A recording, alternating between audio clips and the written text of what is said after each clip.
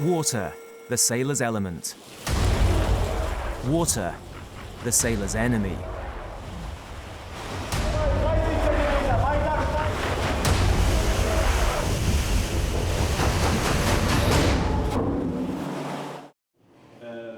It's time for the final ship safety training exercise. With the final instructions from the trainer delivered, the future team leaders are off into the hull.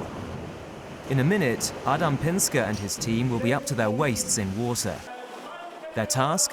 To seal off leaks under realistic conditions. In a scenario like this, you are quite literally under pressure. The water comes pouring in and you have to coordinate everything. At the same time, you have to keep your wits about you and tell the team what to do. It's extremely difficult to keep calm and to maintain an overview of the whole situation, because there is very little time before the whole place is full of water. This is how leaks are handled. If a sailor discovers a leak, he has to take immediate action to control it. If necessary, he has to use his own body to stop the leak. At the same time, the nature of the leak, its location, and current water levels have to be reported. Now it's time for the control team to leap into action. Adam Pinsker and his team have to stop the water ingress.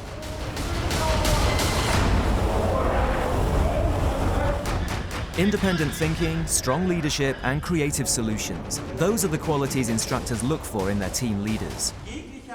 If there is any change in the situation, it needs to be reported, and you, as team leaders, have to act accordingly.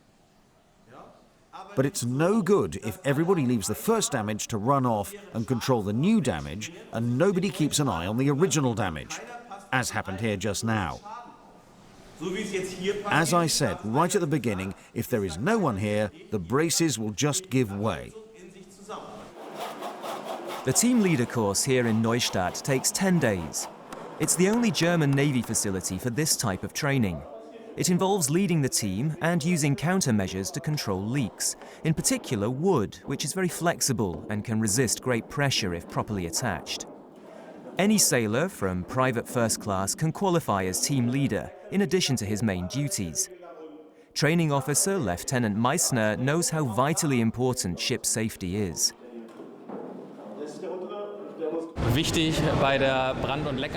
When dealing with fire or leaks, it is very important to repair damage quickly and safely, to maintain the ship's fighting capacity at all times. From flood to fire, another big test for team leader Pinsker. Firefighting is a vital part of ship safety. Because there are many hazardous materials, like diesel and ammunition on board, firefighting takes priority over leak control. Werte vor Ort, niedrigster Druck 200, Meldung, Feuer wird bekämpft. It's all flammable. All the insulation is flammable as well, of course. And once it reaches a certain temperature, you can't control it anymore. Feuer ist gelöscht, Befehl Rückzug.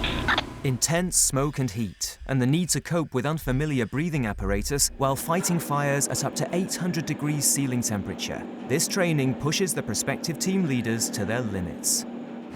Well, I couldn't say whether I prefer water or fire. Both are incredibly hard work and it makes me sweat buckets. But it's very important to have the practical experience. The rest of the course is very theoretical and dry. It is very hard just to imagine these immense forces at work. It's very hard work, but I feel well prepared now.